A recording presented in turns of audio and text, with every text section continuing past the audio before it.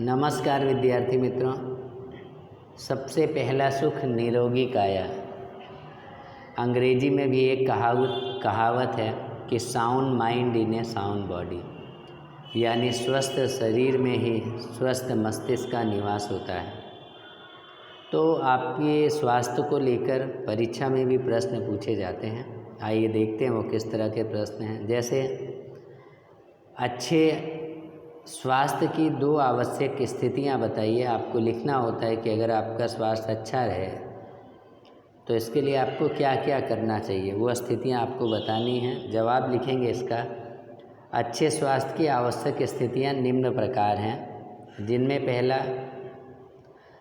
उपायुक्त एवं संतुलित आहार। सबसे पहली तो शर्त ये है कि हमें अपने भोजन में विटामिन, प्रोटीन, खनिज लवण, वसा, बहुत सारे ऐसे जो खनिज विटामिन्स होते हैं उनकी हमें हमारे शरीर को ज़रूरत होती है। तो हमें लगभग अपने भोजन के अंदर दाल, चावल, रोटी, सब्जी, दही, गुड़, फल, हरे पत्तेदार साग सब्जियाँ, इन सब का सेवन करना चाहिए। आप जितना संतुलित आहार लेंगे आपका शरीर उतना ही स्वस्थ रहेगा। और संतुलित आहार लेने से लगभग बीमारियां आपको होती नहीं हैं, क्योंकि संतुलित आहार लेने से हमारे शरीर के अंगों को पर्याप्त मात्रा में ऊर्जा प्राप्त होती है, जिससे उनके काम करने में कोई तकलीफ आती नहीं है। अच्छा भौतिक वातावरण। आपके रहने की जगह, आप जहाँ रहते हैं, जहाँ काम करते हैं, वहाँ का भौतिक वातावरण कैसा है, परिवेश कैसा है, जगह कैसी है, और इन सब का असर भी हमारे अच्छे स्वास्थ्य पर पड़ता है। और तीसरा है अच्छा सामाजिक पर्यावरण।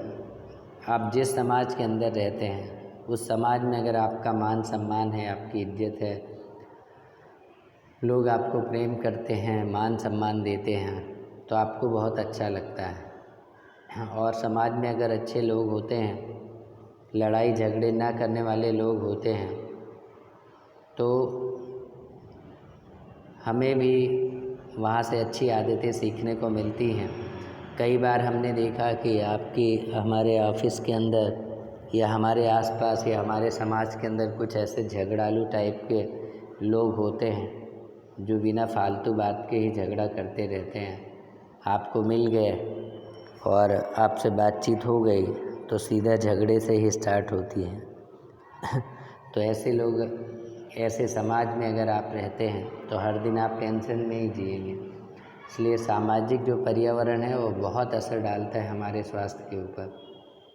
और हमारे आसपास रहने वाले लोग जितने शांत और जितने अच्छे होंगे, आपका शरीर उतना ही अच्छा रहेगा। और चौथा होता है अच्छी आर्थिक स्थितियाँ तथा कार्य। WHO की परिभाषा है कि अच्छे स्वास्थ्य का मतलब स्वस्थ शरीर ही नहीं, बल्कि मनुष्य की आर्थिक, सामाजिक और मानसिक स्थिति। मान लीजिए आपका शरीर बहुत अच्छा है, फिर आपके पास कोई नौकरी नहीं है, आपको कमाने के लिए पैसे नहीं हैं, और तो हमेशा आप चिंता में रहेंगे, परेशानी में रहेंगे। घर का खर्च ज़्यादा है, कमाई कम है, तो इस तरह से हम मानसिक तनाव में आ जाते हैं। और आजकल तो कोरोना वाला समय चल रहा है, तो इसमें लगभग सभी लोग मानसिक तनाव के अंदर ही हैं। सबको पैसों की कमी है, किसी का काम चल रहा है, किसी का काम अच्छे से नहीं चल रहा। तो इस तरह की ये जो प्रॉब्लम होती है, और वो आर्थिक स्थितियाँ सबसे ज़्यादा असर डालती हैं लोगों के स्वास्थ्य पर। अगर आपने लोन ले लिया है, घर खरीदा है, आपको महीने में 10-20 हज़ार रुपये हफ्ते भरने हैं, तो आप हमेशा टेंशन में ही रहते हैं और ये सोचते रहते हैं कि भाई कहाँ से पैसों की व्यवस्था की जाए, कैसे की जाए। तो इस तरह से जो चीज़ें होती हैं वो हमारे शरीर पर गहरा असर डालती हैं। अगर आपको अपने शरीर को स्वस्थ रखना है तो इन सब परिस्थितियों को, इन सभी चीज़ों को हमें अपनी जीवन शैली में बदलाव लाना होगा, तभी हम अपने शरीर को स्वस्थ रख पाएंगे। आगे चलते हैं और दूसरा प्रश्न देखेंगे। निम्नलिखित में से लंबे समय तक रहने के कारण आप समझते हैं कि आपके स्वास्थ्य पर बुरा प्रभाव पड़ेगा, तो क्यों पड़ेगा। उसमें जैसे आप यदि पीलिया से ग्रस्त हैं, यदि आपके शरीर पर जूं हैं, यदि आप मुहासे से ग्रस्त हैं, तो अगर यहाँ पे देखने जाएं तो जो जूं होती है वो एक परजीवी जीव है। वो हमारे शरीर में ही रहती है, हमारा ही खून चूसती है और हमें ही नुकसान पहुँचाती है। तो ये तो बहुत ज़्यादा दिनों तक हमारे शरीर पे रहते नहीं हैं। लोग मेडिकेयर वगैरह लगा के बालों का अच्छा ख्याल रख के जूं को आसानी से समाप्त कर देते हैं। रही मुहासों की बात, तो मुहासे जो होते हैं एक निश्चित समय में ही निकलते हैं।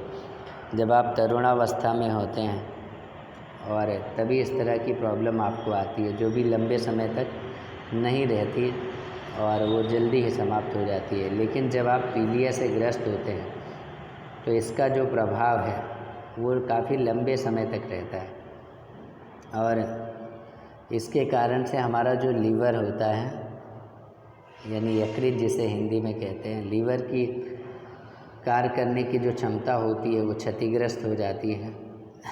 अगर कोई पोलियो से बीमार है तो उसका उसके शरीर पर लंबा और गहरा असर पड़ता है। तो विद्यार्थी मित्रों, अभी आप घर पे बैठे हैं तो आप अपनी किताबों के विज्ञान के प्रश्न उत्तर पाठ पढ़ के उसमें से टिक करके तैयार करते जाइए, ताकि जब भी हमारी परीक्षा आए तो हम अच्छी तरह से जवाब लिख सकें। और अगर आपने अभी तक हमारे चैनल को सब्सक्राइब नहीं किया है तो अवश्य ही कर लें। वीडियो को लाइक और शेयर ज़रूर करें। स्वस्थ रहें, खुश रहें।